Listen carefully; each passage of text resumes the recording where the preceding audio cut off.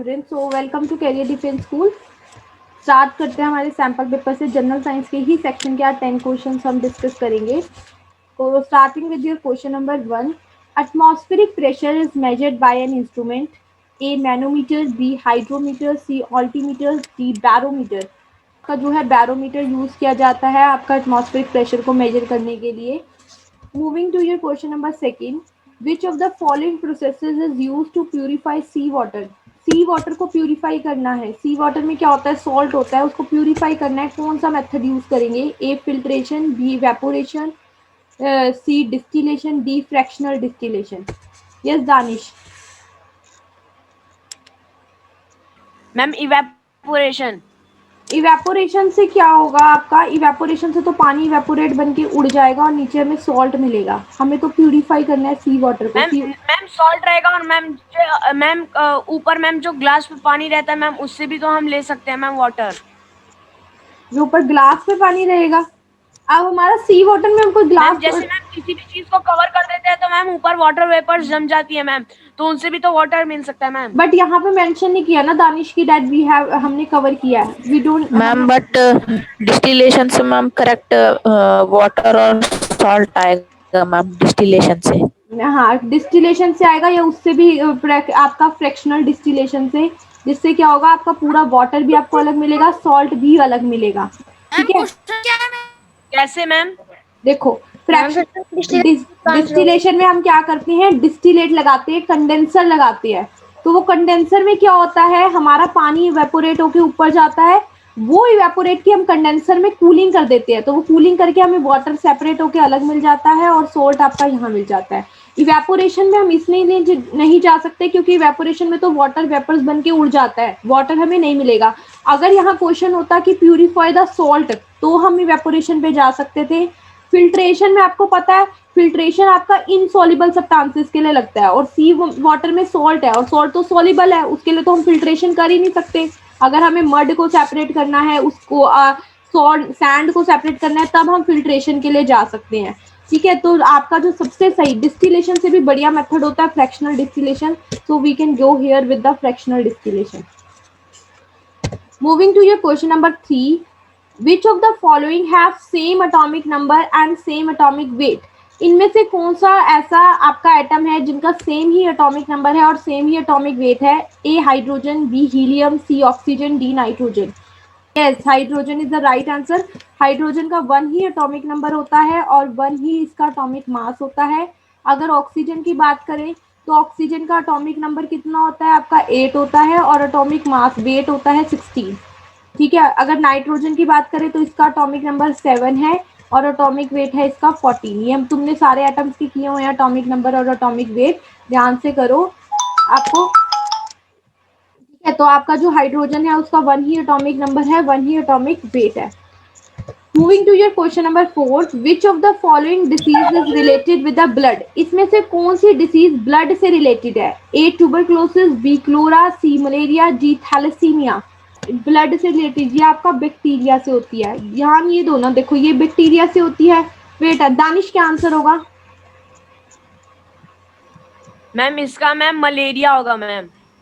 No, देखो यहाँ पे तुम एलिमिनेशन मेथड लगाओ, दैट इज थैलेसीमिया। मेरी बात सुन, देखो थैलेसीमिया में क्या होता है, होमोग्लोबिन की कमी हो जाती है आपकी बॉडी में। होमोग्लोबिन, रेड ब्लड सेल्स में होमोग्लोबिन कम हो जाता है। ये डायरेक्ट ब्लड की डिसीज है आपकी। ये तीनों डिसीजेज, अरे देखो ना, ये तीनों में कॉमन क्या है, ये तीनों आपकी माइक्रो ऑर्गेनिज्म वाली डिसीजेज है। थैलेसीमिया आपने माइक्रो ऑर्गेनिज्म में कहीं नहीं पढ़ा, तो मतलब ये ब्लड रिलेटेड हो सकती है क्योंकि थैलेसीमिया में क्या होता है, आपके होमोग्लोबिन कम हो जाते हैं। होमोग्लोबिन कम होने की वजह से आपको एनीमिया भी हो सकता है। मतलब एक तरह से ये रेड ब्लड सेल्स को कम करने का काम करता है थैलेसीमिया। देखो ट्यूबरक्लोसिस बैक्टीरिया से होता है, क्लोरा भी बैक्टीरिया से होता है, मलेरिया प्रोटोजोआ से होता है और थैलेसीमिया हमने पढ़ा नहीं। तो आप यहाँ एलिमिनेशन मेथड लगाने की कोशिश करो कि तीनों ही में माइक्रो ऑर्गेनिज्म से हो रहे हैं, मतलब ये तीनों कॉमन है, ये कुछ डिफरेंट है तो मे बी ये आंसर हो सकता है। इस तरह आप एलिमिनेशन मेथड यूज कर सकते हो। This is question for you, इसलिए क्वेश्चन मैंने इसीलिए डाला है ताकि आप एलिमिनेशन मेथड को यूज करना सीखो। देखो तीनों माइक्रो ऑर्गेनिज्म डिसीज और तीनों तुम्हें पता है, ये बैक्टीरिया से है, ये भी बैक्टीरिया से है, प्रोटोजोआ से है। ठीक है, तो यहाँ आपका जो है थैलेसीमिया आंसर होगा, जिसमें जो आपका ब्लड के थ्रू होगा। ठीक है, चलो मूविंग टू मैम योर इस क्वेश्चन नंबर। थैलेसीमिया में क्या होता है मैम? थैलासीमिया में आपकी बॉडी में जो है रेड ब्लड सेल्स जो है वो हीमोग्लोबिन कम हो जाते हैं रेड ब्लड सेल्स के अंदर, विच ऑल्सो कॉजेज अनीमिया, जिसकी वजह से अनीमिया भी हो जाता है थैलेसीमिया में। Moving to your question number 5, a person with dash blood group are known as universal donor.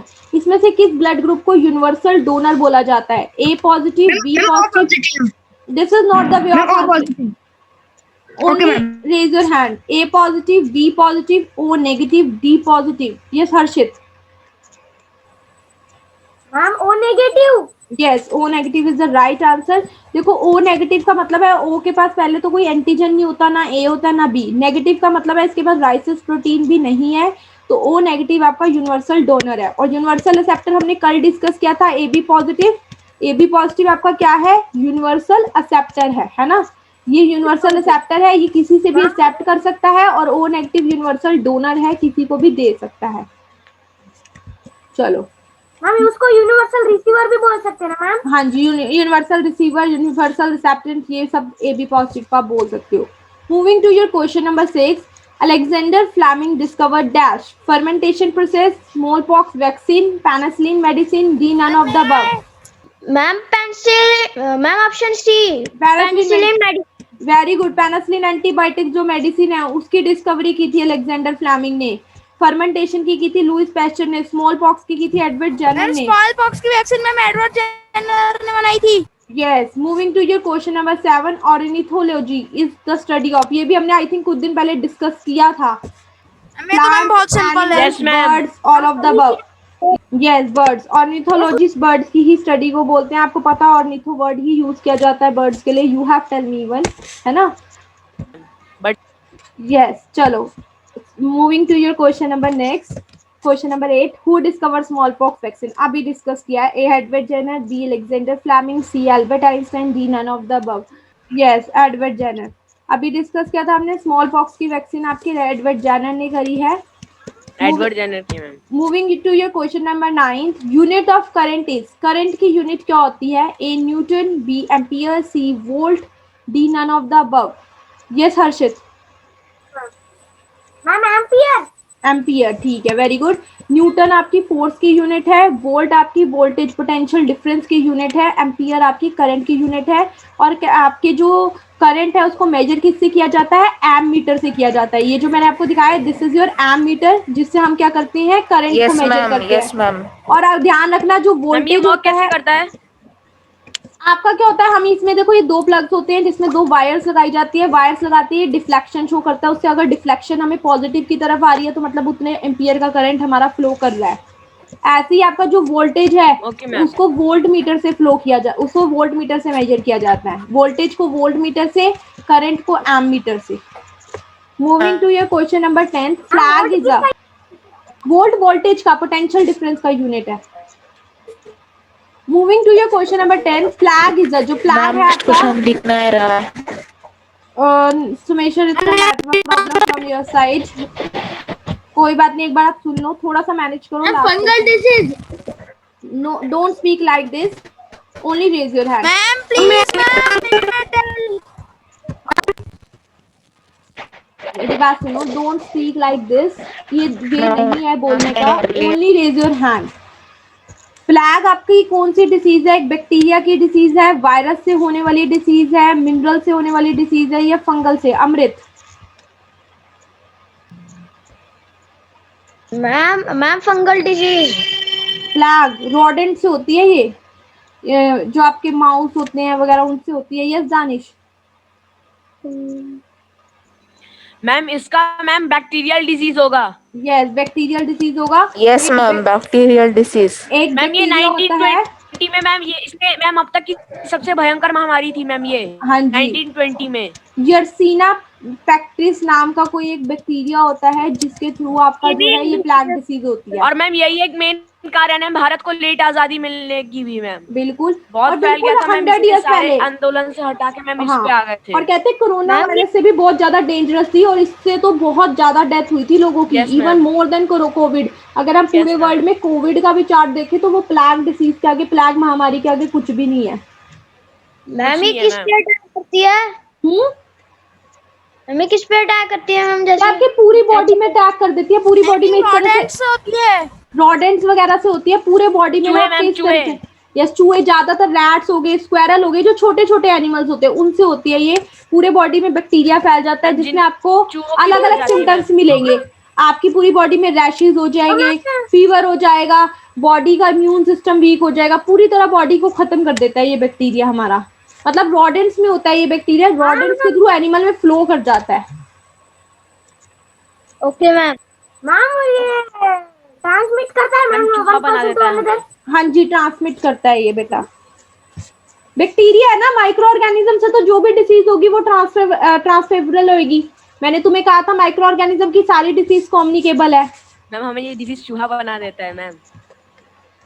चूहा तो नहीं कह सकते, बिकॉज आपका जो है ये डिसीज हमारा उसकी तरह नहीं है, जो कहते हैं डॉग का क्या कहते हैं, रैबिस की तरह थोड़े नहीं है। ठीक है, तो स्टूडेंट्स यही हमारे 10 क्वेश्चंस थे जो आज हमने डिस्कस करे। प्लीज अपने माइक को म्यूट रखो थोड़ा सा।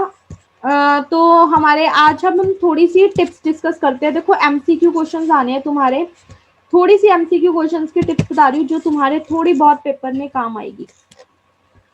चलो स्टार्ट करते हैं।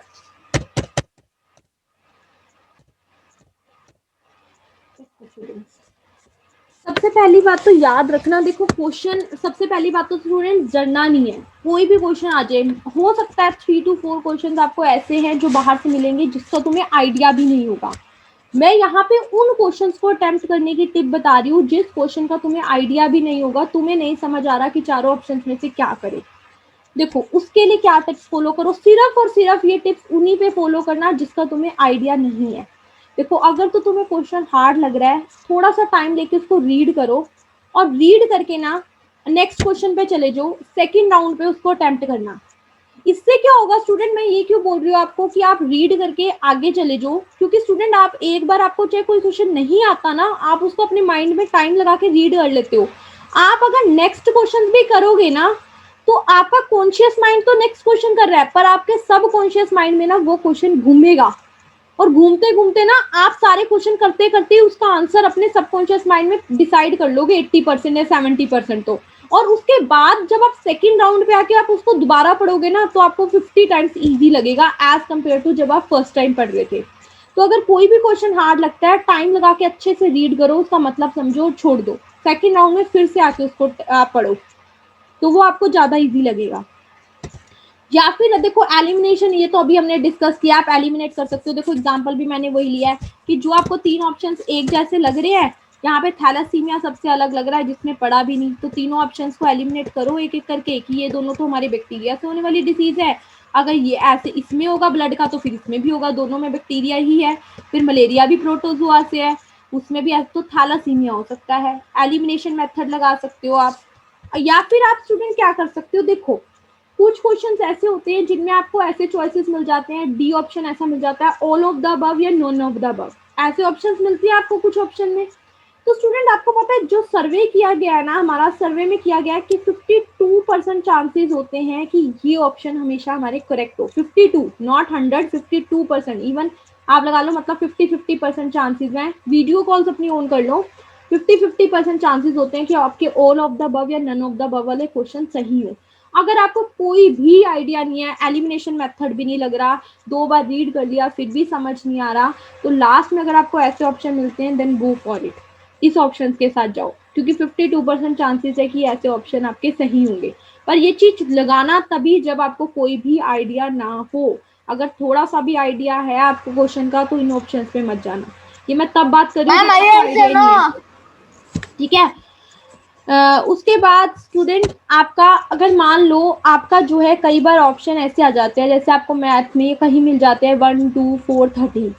अगर स्टूडेंट देखो ध्यान रखो, हमेशा आपको RIMC में या किसी भी एग्जाम में आपको सेम ऑप्शंस में उलझाने का काम करेगा।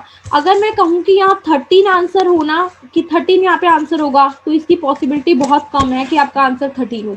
देखो ये 2 डिजिट नंबर है और बाकी सारे के तीनों 1 डिजिट है, तो आपका श्योरली आंसर ये है कि उस केस में आंसर 1 या 2 या 4 में से ही होगा, क्योंकि ज्यादातर आंसर जो हैं ये जो क्लोज चॉइसेस होती है ना, जो आपस में बहुत क्लोज होते हैं नंबर्स, ज्यादातर जो आपके आंसर्स होते हैं वो उसमें से दिए जाते हैं। जो आपकी चॉइसेस आपकी बहुत क्लोज हैं उनमें से ज्यादातर आंसर होता है। अब इनमें से देखो 13 बिल्कुल डिफरेंट है, तो 13 बिल्कुल आंसर होने की प्रोबेबिलिटी बहुत कम है। आंसर 1 या 2 या 4 में से होगा जो चॉइसेस बहुत क्लोज है। या फिर स्टूडेंट, और दूसरी बात देखो, जब मैथ्स के क्वेश्चन करोगे तो एक बार जितनी भी वैल्यूज दी है डिजिट्स की यूनिट्स जरूर चेक कर लेना, क्योंकि कई बार ऐसा होता है कि वो 2 या 3 यूनिट, 2 यूनिट मीटर में दे देता है और 1 यूनिट बीच में सेंटीमीटर में डाल देता है, और आप क्या करते हो उस टाइम कई बार यूनिट्स नहीं देखते, डायरेक्ट क्वेश्चन कर देते हो और वो हमेशा आंसर गलत लाएगा। चेक कर लेना कि जितनी भी तुम्हें वैल्यूज दी है क्या वो सारी सेम यूनिट की हैं, नहीं है तो यूनिट पहले कन्वर्ट कर लेना, एक ही यूनिट में पूरा क्वेश्चन करना। Be clear with that, maths में यूनिट्स जरूर चेक करना।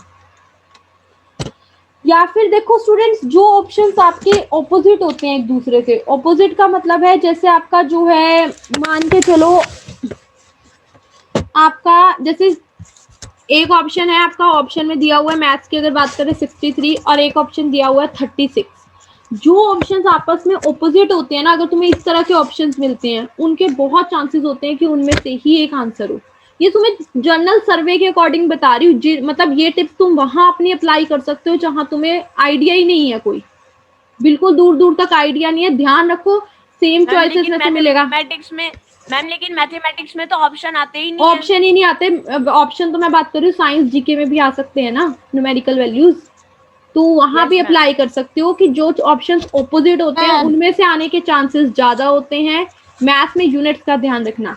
अब स्टूडेंट देखो कई बार क्या होता है, आपको जो है याद नहीं आ रहा, आपको ऐसा लग रहा है कि आपने पढ़ा हुआ है बट आपको याद नहीं आ रहा कुछ भी उस चीज के बारे में, तो क्या करो स्टूडेंट, ऐसे सोचने की कोशिश क्या करो कि आपने ये चीज पढ़ी कहाँ थी, आपने यहाँ की क्लास में पढ़ी थी या फिर आपने कहीं बुक में से पढ़ी थी या आपको किसी ने बताई थी, ऐसे सोचने की कोशिश करो। जब आप इस चीजों को रिकॉल करते हो ना तो आपको वो चीज बहुत जल्दी याद आती है। अगर आपको कोई चीज नहीं याद आ रही, इस तरह सोचो कि आपने वो पढ़ी कहाँ थी, कब पढ़ी थी, कोचिंग में पढ़ी थी, बुक में पढ़ी थी, कहाँ पढ़ी थी, वो चीज आपको जल्दी रिकॉल करवाएगी। अगर स्टूडेंट उसके बाद भी, ये सारी चीजों के बाद भी आपको कोई आइडिया नहीं है और कोई आपको पता है जैसे आपके पेपर में तो कोई नेगेटिव मार्किंग भी नहीं है, तो आप कोई ना कोई ऑप्शन तो मार्क करके आ ही सकते हो, है ना, छोड़ने की तो जरूरत है नहीं। चाहे आइडिया नहीं भी है कोई ना कोई तो लगा के आओ, क्योंकि नेगेटिव मार्किंग नहीं है, आप अटेम्प्ट पूरा पेपर करके आओ। अब जीके में 75 है तो 75 के 75 अटेम्प्ट करके आओ, चाहे आपको आइडिया है या नहीं है। अब उसके अकॉर्डिंग अगर स्टूडेंट में बात करूं तो एक सर्वे हुआ, सर्वे के अकॉर्डिंग जो ए बी सी ऑप्शन होते हैं ना, उनके सबके इक्वल चांसेस होते हैं कि ए भी करेक्ट हो सकता है, बी भी हो सकता है, मतलब जितना चांस ए के करेक्ट होने के होते हैं उतने ही बी के, उतने ही सी के। लेकिन वो कह रहे हैं कि अगर A B C D option है ना, तुम्हारा 4 ऑप्शन है, तो सबसे ज्यादा ओकर करने के चांसेस होते हैं बी के। ठीक है, बी आपको बहुत ज्यादा चांसेस होते हैं कि बी के करेक्ट होने के 28% चांस होते हैं, और उसके बाद बी के बाद सेकंड चांस होते हैं आपके सी के करेक्ट होने के। तो ये सर्वे के अकॉर्डिंग डाटा है जो ह्यूमन माइंड की साइकोलॉजी जाती है। जैसे ह्यूमन माइंड जब साइकोलॉजी के अकॉर्डिंग, मतलब ह्यूमन माइंड जब क्वेश्चन बनाता है ना, तो ज्यादातर साइकोलॉजी होती है कि बी में आंसर डाला जाए या सी में आंसर डाला जाए, ज्यादातर साइकोलॉजी ये डील करती है। बाकी ऐसी बात कोई नहीं है, आंसर तो ए में भी डल सकता है, आंसर तो डी में भी डल सकता है, ऐसी बात नहीं है, बस सिर्फ चांसेस है कि हाँ ज्यादातर 28% according to human psychology 28% chances होती है। कोई आंसर पता नहीं होता और मैम टिक हम करते तो वो भी ज्यादातर हम बी और सी को ही करते हैं मैम। हाँ, तो मतलब मैं ये चीजें तब बता रही हूँ जब आपको कोई आइडिया ही नहीं है। बिल्कुल भी इन चीजों को लेके मत चलना कि आपको आइडिया और उसके बाद आप ये लगा रहे हो। आप कहोगे ये तो मेरे को पता है और इसका आंसर ए है, पर मैं ए नहीं लगाऊंगा, बी या सी लगाऊंगा, चांसेस उसके ज्यादा होते हैं, वो तो बिल्कुल आप लगा लो, बिल्कुल अलग बात कर रहे हो आप। तो ये सारी बात रखना। This is your RIMC school Dehradun. इस वीडियो को लाइक करें, हमारे चैनल को सब्सक्राइब कर बेल आइकन जरूर प्रेस करें हमारी न्यू वीडियो सबसे पहले देखने के लिए।